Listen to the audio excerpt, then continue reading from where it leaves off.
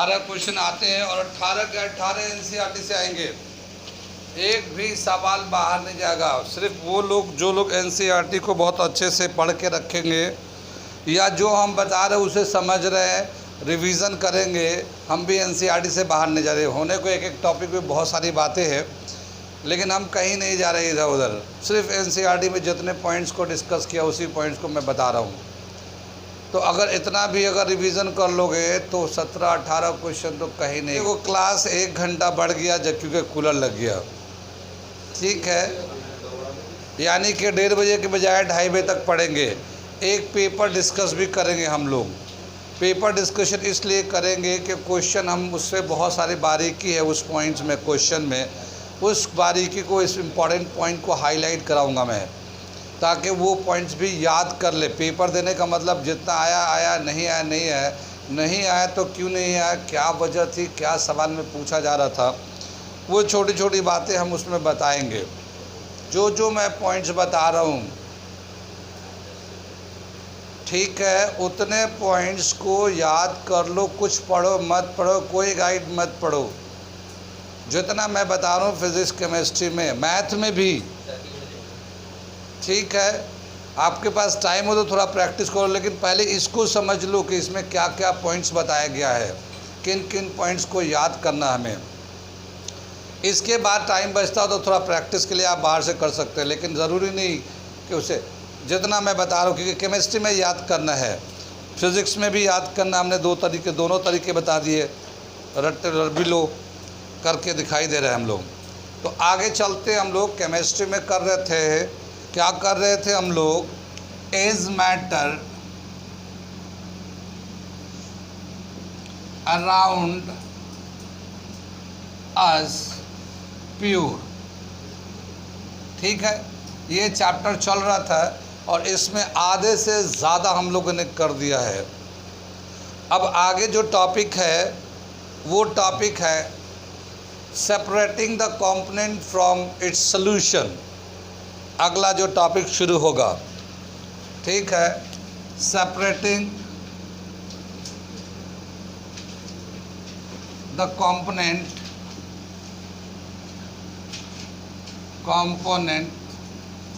From solution, ठीक। जो solution है उसमें जो मिलाया गया है, अगर हम उसे सेपरेट करना चाहते हैं तो कैसे कैसे किस तरह के सॉल्यूशन को सेपरेट करेंगे। इसके जो क्वेश्चन, जो जितने सेपरेटिंग मेथड हमारे सिलेबस में एनसीईआरटी में डिस्कस किया है उसका मैं नाम लिखता हूँ। सबसे पहला मेथड एवापोरेशन, ठीक है। अभी मैं बताऊँगा इसके बारे में डिटेलिंग कहाँ पे है, एवापोरेशन। दूसरा दे रखा है सेंट्रीफ्यूगेशन,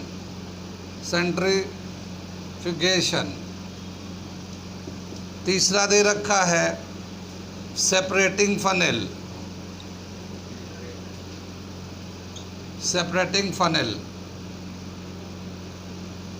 चौथा दे रखा है सब्लिमेशन मेथड, ठीक है, चौथा दे रखा है। पांचवा दे रखा है क्रोमेटोग्राफी,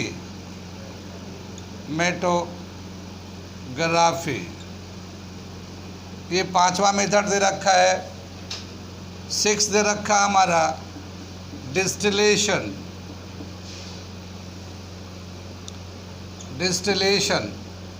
7 दे रखा है फ्रैक्शनल डिस्टिलेशन,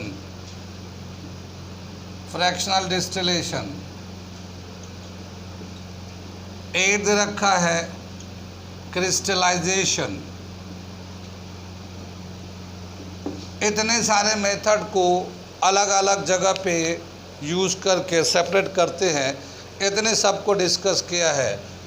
अब मैं इसमें से एक एक करके बताता हूँ, ठीक है, किसके लिए कौन सा तरीका यूज़ होता है।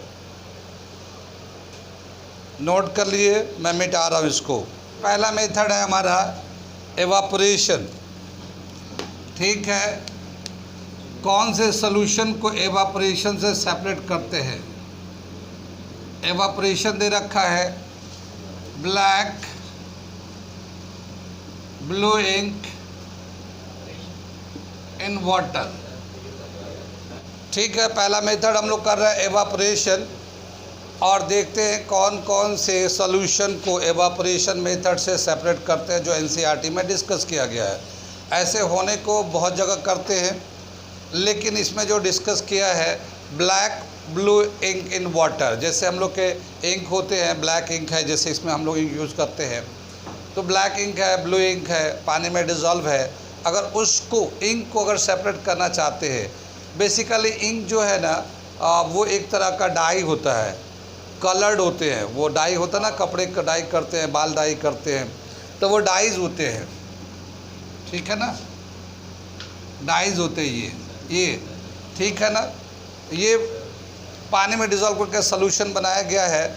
अगर इसको सेपरेट करना चाहते हैं ब्लैक और ब्लू डाई को वाटर में से, तो इसको एवापोरेशन करते हैं। एवापोरेशन में करते क्या है, एक कंटेनर में हम लोगों ने सॉल्यूशन ले लिया जिसमें डाई है, इसको हीट करते हैं।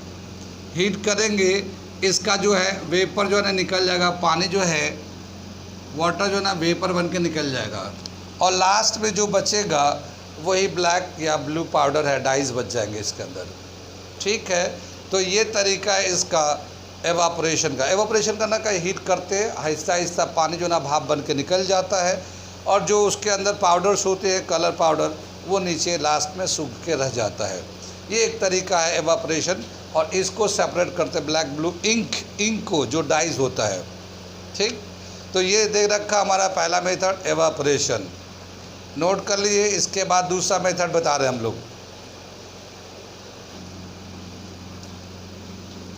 आगे दे रखा सेंट्रीफ्यूगेशन, दूसरा मेथड।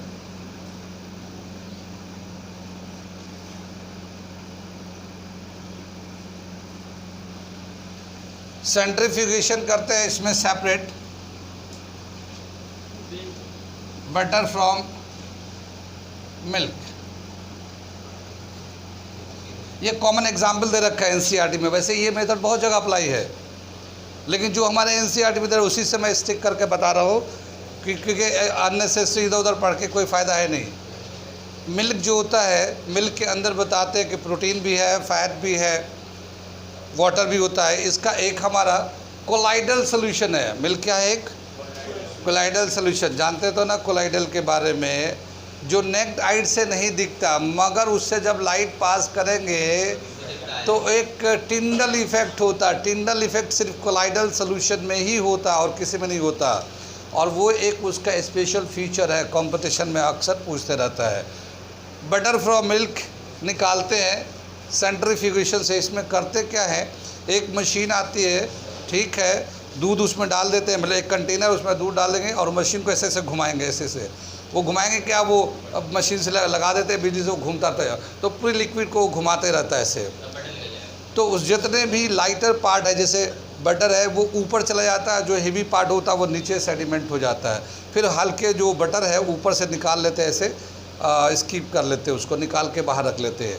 बहुत लोग घर में करते भी हैं, घर में करते भी हैं। तो मिल्क से जब बटर निकालना होता है तो प्रोसेस कहलाता है सेंट्रीफ्यूगेशन। सेंट्रीफ्यूगेशन में करते क्या है कि जो लिक्विड है, जैसे मिल्क है, उसको एक कंटेनर में डालते हैं, उसमें एक विंग मशीन होता है, इस पर स्पिन करता है या घूमते रहता है, वो लगा देंगे बिजली से, वो घूमता रहेगा, और लाइटर जो बटर है वो ऊपर जाता है, जो हेवी पार्ट होगा वो नीचे जाएगा। लाइटर किधर जाएगा, हल्के जो चीज़ है, लाइटर इन अपर पार्ट, ठीक है, and heavy in lower part, ठीक है ना। उसमें जो हेवी होगा वो नीचे जाएगा और हल्के चीज़ ऊपर आ जाएगा। ऊपर में बटर आ जाता है, बटर को निकाल लेते हैं। घी भी इसी तरह से निकालते हैं, ठीक है ना। तो ये तरीका हमारा सेंट्रीफ्यूगेशन का है। इसका एप्लीकेशन भी दे रखा है, सेंट्रीफ्यूगेशन को कहाँ कहाँ हम लोग अप्लाई कर रहे हैं, ठीक है। डायग्नोस्टिक, ठीक है ना, लेबोरेटरीज में, laboratories of blood and urine, ठीक है ना।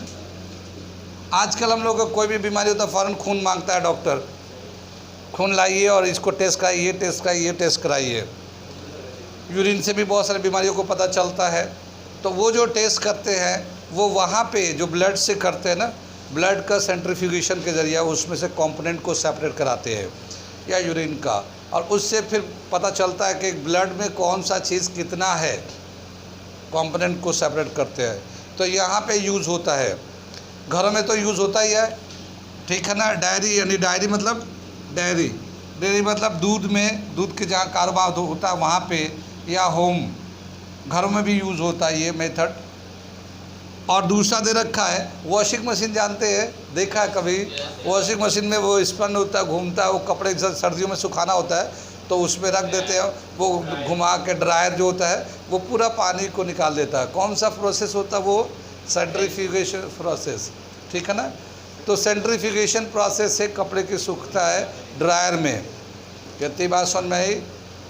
आगे चले, इतने पॉइंट्स दे रखे हमारे कोर्स के हिसाब से, इसे नोट कर लो। यहाँ पे दे रखा है washing machine pot,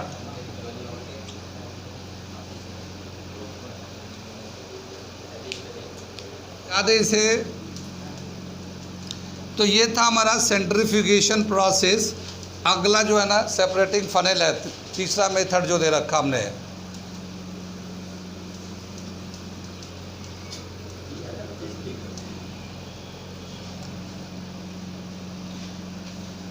separating funnel,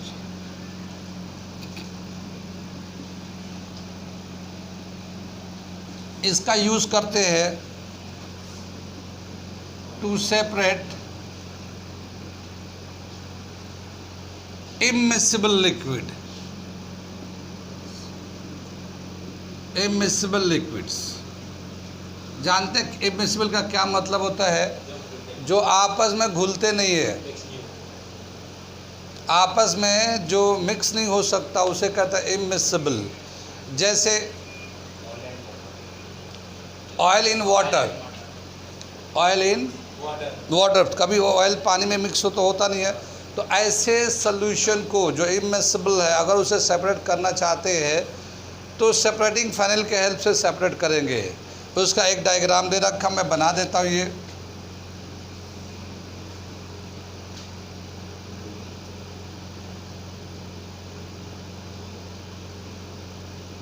यहाँ पे एक कॉर्क लगता है ये, ठीक है। और ये मान लो ये पानी है,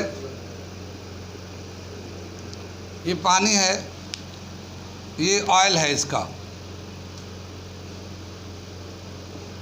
ऑयल में थोड़ा सा ऐसे बना दिया, कलर भी बदल दिया, थोड़ा सा डेंसर भी बना दिया। ये कॉर्क बंद है ये, ठीक है। क्या होता है ये जो है ना कॉर्क को, पहले ये तो मिक्स होता नहीं है तो ऑयल जो है ना ऊपर हो जाता है और वाटर नीचे चला जाता है। फिर इसको कॉर्क से बंद रहता है, कॉर्क से बंद रहता है ये, ठीक। इस कॉर्क को हल्के से खोलेंगे, थोड़ा सा खोलेंगे तो थोड़े से नोजल से पानी जो है ना इसके इधर से होते हुए फिर ये पानी नीचे जाने लगेगा, नीचे ड्रॉप बाय ड्रॉप निकलेगा। हल्का सा खोलेंगे, ड्रॉप निकलता निकलता रहेगा, निकलता रहेगा। ये पानी का लेवल नीचे जाता रहेगा, नीचे जाता रहेगा, ऑयल भी आता रहेगा उसके साथ साथ। फिर एक सर्टेन टाइम के बाद ये पूरा पानी नीचे निकल जाएगा, ऑयल आ जाएगा, फिर बंद कर देंगे। हो गया पानी अलग, तेल अलग, ठीक है ना। सेपरेटिंग फनेल, इससे हम लोग इसको सेपरेट करते हैं। कितनी बात समझी? कौन सा? Oil from, separating oil,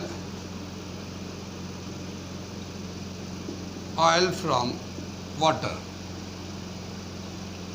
oil को वाटर से सेपरेट करते हैं सेपरेटिंग फनेल से, ठीक है। नोट कर लो।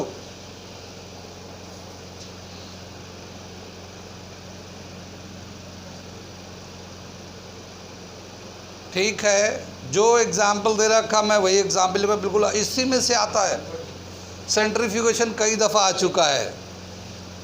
बटर को मिल्क से सेपरेट करते हैं, कौन सा प्रोसेस से?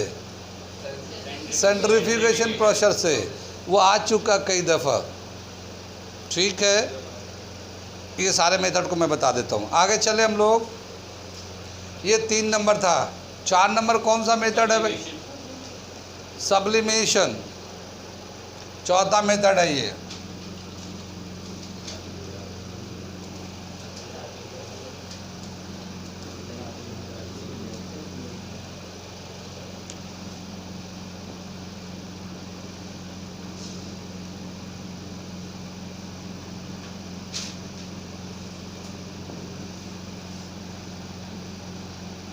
सब्लिमेशन का नाम तो सुना ही होगा। क्या होता है सब्लिमेशन? सब्लिमेशन हमने बताया था, a process in which solid is directly convert into gases without undergoing the liquid phase, sublimation. और कई सारे नाम बताए थे कि कौन कौन से सब्लिमेट होता है, वो नाम भी याद रखना, क्योंकि ना जाने अमोनियम क्लोराइड का तो नाम, हाँ रे बाबा हो गया। मैं क्या बता, अमोनियम क्लोराइड को तो बिल्कुल ही याद रखना कि नैप्थेलिन बॉल सब जानते हैं, कैम्फोर सब जानते हैं, एंथ्रासिन जानते हैं, लेकिन अमोनियम क्लोराइड का कंपाउंड के बारे में बहुत तो ये हो सकता है। Even carbon dioxide gas solid भी होता है, ड्राई आइस के नाम से जानते हैं।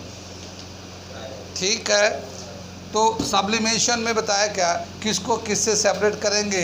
यहाँ दे रखा है अमोनियम क्लोराइड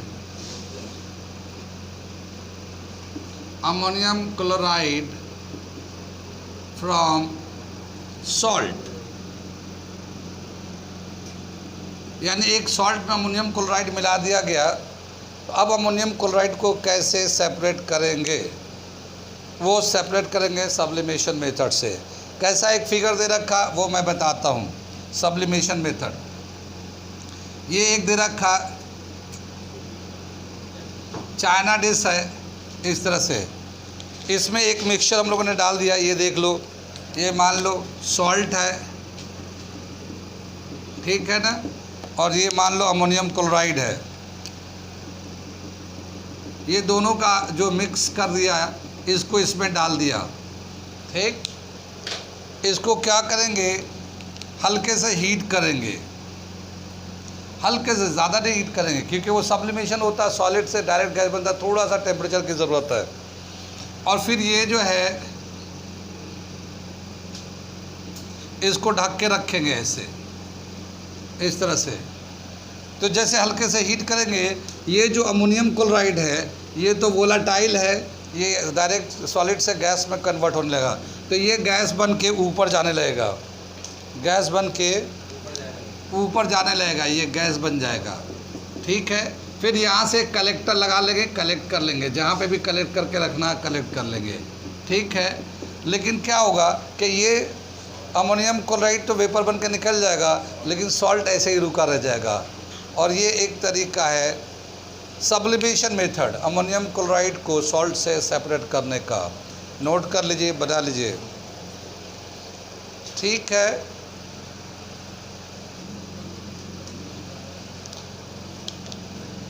फिफ्थ मेथड दे रखा है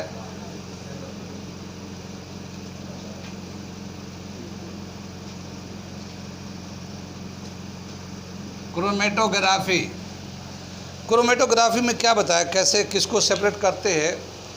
बताया कि जो डाइज यूज़ करते हैं हम लोग, जैसे अभी हमने यूज़ किया था ना, black and blue dyes use किया था हम लोगों ने। तो वो जो डाइज है बेसिकली वो कई सारे कलर्स होते हैं उसमें, एक डाई में बहुत सारे कलर्स होते हैं। अब उन कलर को अगर सेपरेट करना चाहते हैं तो उसको कलर को सेपरेट करने के लिए क्रोमेटोग्राफी का यूज़ करेंगे। ठीक, उसको क्या दे रखा है क्रोमेटोग्राफी में कि जो कलर वाटर में ज़्यादा डिज़ोल्व होता है, फास्ट डिज़ोल्व करता है, वो क्रोमेटोग्राफी में बहुत तेज़ी से ऊपर जाएगा। एक डायग्राम बना के दिखाता हूँ। एक आता है क्रोमेटोग्राफी के लिए, एक पेपर आता है, फ़िल्टर पेपर की तरह होता है वो। तो ये एक पेपर है, क्रोमेटिक पेपर है ये। यहाँ पे क्या करते हैं, एक पेंसिल से निशान लाइन खींच देते हैं और यहाँ पे एक जगह एक डाइस का जो है ना डॉट डाल देते हैं यहाँ पे, यानी जो डाइस है, कलर है इंक ब्लैक ब्लू, उसको यहाँ पे एक ड्रॉप, एक पॉइंट लगा देते हैं, जैसे पेन से ऐसे लगा दिया। ठीक है, और इसको जो है हल्के पानी में डिज़ोल्व कर दिया, इतना मान लो पानी में डिज़ोल्व है ये, ठीक है। कितनी बात सुन में आई। ये जो पेपर है, क्रोमेटिक पेपर है, ये वाटर को एब्जॉर्ब करेगा, ठीक है ना। तो वाटर जो है ना, इसमें पानी जो है ना ऊपर चलता चला जाएगा, पानी एब्जॉर्ब होता है तो देखते हैं ना कैसे पानी ऊपर जाता है, ठीक है ना। तो पानी जो है ना इसके ऊपर जाएगा, ऊपर जाने लगेगा, और ये जब इसमें यहाँ पे पानी आ जाएगा तो ये पूरा जो इसका कलर है पानी में डिज़ोल्व होने लगेगा। डाई जो कलर है वो पानी में डिज़ोल्व होगा। जो पानी में ज़्यादा डिज़ोल्व होगा, फास्ट डिज़ोल्व करेगा, वो पानी जो ऊपर जा रहा होगा वो उसी के साथ वो जा रहा होगा। तो मान लो हम लोगों ने ये हमने यहाँ दिखा दिया, और ये जैसे पानी जब ऊपर जाएगा तो पता चलेगा कि यहाँ पे जो है ना पानी तो चला गया, तो जो सबसे फास्ट पानी में फास्ट डिज़ोल्व करता था वो यहाँ चला गया ऊपर, जो थोड़ा स्लो था वो उसके नीचे आ जाएगा। ये मान लो ये दूसरा कलर आ गया, ये इस तरह से आ गया, ठीक है ना। ये बहुत ही लाइट कलर दिखता है, बहुत लाइट कलर। फिर उसके नीचे ये जो कम डिज़ोल्व होगा, कहती बात सुन में। तो जो हम लोग डाइस डालेंगे वो जब पानी जब चढ़ने लगेगा, ठीक है, तो उसके साथ अपने कलर को लेते जाएगा। जो ज़्यादा डिज़ोल्व करेगा, फास्ट डिज़ोल्व करेगा, वो सबसे ऊपर कलर जाएगा। जो उससे कम डिज़ोल्व होगा वो उससे नीचे रहेगा, वो उससे नीचे रहेगा। तो जो डाइज होते हैं, जो बहुत सारे उसके अंदर कलर्स होते हैं, उन कलर को सेपरेट करना चाहते हैं तो उसके लिए मेथड है ये क्रोमेटोग्राफी। कितनी बात सुन रहे हैं। क्रोमेटिक पेपर होता है, उससे हम लोग क्रोमेटोग्राफी से सेपरेट करते हैं। 6 मेथड दे रखा हमारा।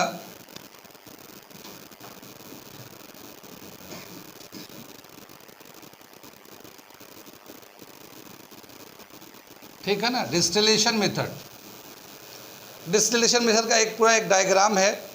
मैं पहले बताऊँ कि किसको इससे सेपरेट करते हैं। वो solution, miscible solution, separating of two miscible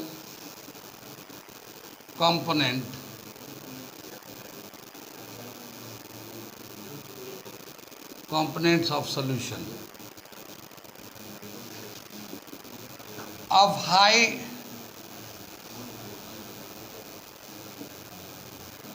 difference in boiling point।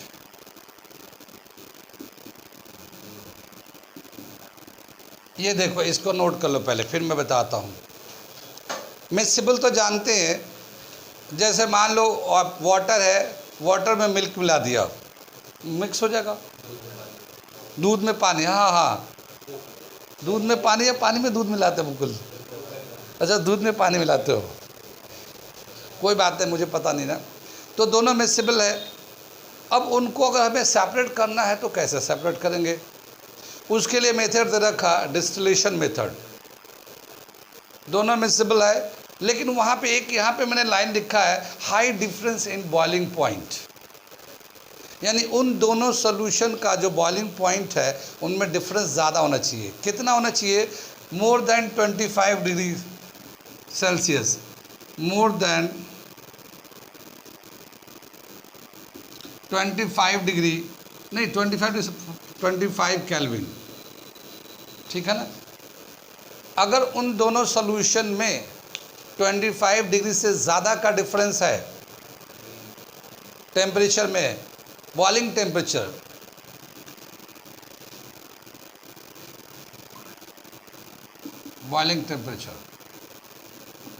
ठीक है, उनको हम लोग यूज़ करेंगे डिस्टिलेशन से। ठीक, क्या समझ में आया कि दो सॉल्यूशन जो मिक्सिबल है, मिक्स हो गए, मगर दोनों सॉल्यूशन का बॉइलिंग पॉइंट अलग अलग है। एक का जितना भी है दूसरे का उससे ज़्यादा या उससे कम है, और वो जो डिफरेंस है दोनों में 25 केल्विन से ज़्यादा है। ठीक है ना। अगर 25 केल्विन से ज़्यादा है तो डिस्टिलेशन मेथड से इसको सेपरेट करेंगे। कैसे करते हैं, वो एक पूरा स्ट्रक्चर है, लेकिन वो स्ट्रक्चर तो उतना बनाएंगे हम। मैं थोड़ा सा उसका रफ डायग्राम बनाता हूँ, मिटा दूँ इसे। ठीक,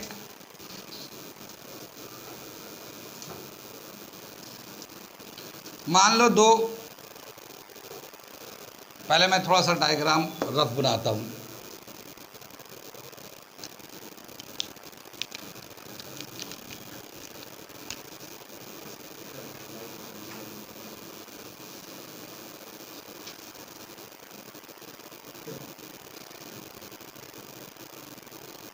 इसमें सॉल्यूशन ले लिया हम लोगों ने, दो अलग अलग सॉल्यूशन मिक्स कर दिया,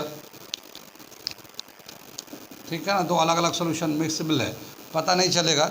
इसको हल्के हल्के गर्म कर रहे हैं, यहाँ से लगा रखा है, गैस बनेगा और इसको जो है ना गैस को इधर की तरफ ले जाते हैं हम लोग।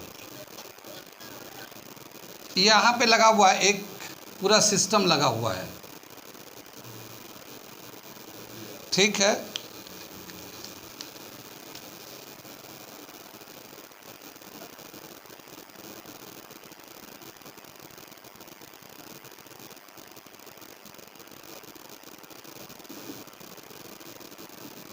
यहाँ पे जो ये वाला सेक्शन है, यहाँ पे कंडेंसर लगा हुआ है। कंडेंसर का मतलब क्या हुआ, जो ठंडा रहता है ठंडा कर देगा। जैसे मान लो बर्फ़ का एक लपेट लगा दिया, यानी कि इसके चारों तरफ से बर्फ़ का एक ऐसे कपड़े में बर्फ़ रख के उसको चारों तरफ से घेर दिया गया है, ठीक है, या लो टेम्परेचर पे मेंटेन किया गया है। अब क्या करते हैं कि ये दोनों लिक्विड तो मिक्सिबल है, मिक्स हो गया, लेकिन उनके बीच में टेम्परेचर का डिफरेंस बॉइलिंग टेम्परेचर में 25 से ज़्यादा है। एक मान लो एक जो है वो 100 है और दूसरे का 130 है, 130 है, ठीक है। ये दोनों सोल्यूशन मिक्सिबल मिक्स कर दिया गया। हमने क्या किया, यहाँ से हीट करके और यहाँ पे एक थर्मामीटर लगा रखा हम लोगों ने, थर्मामीटर।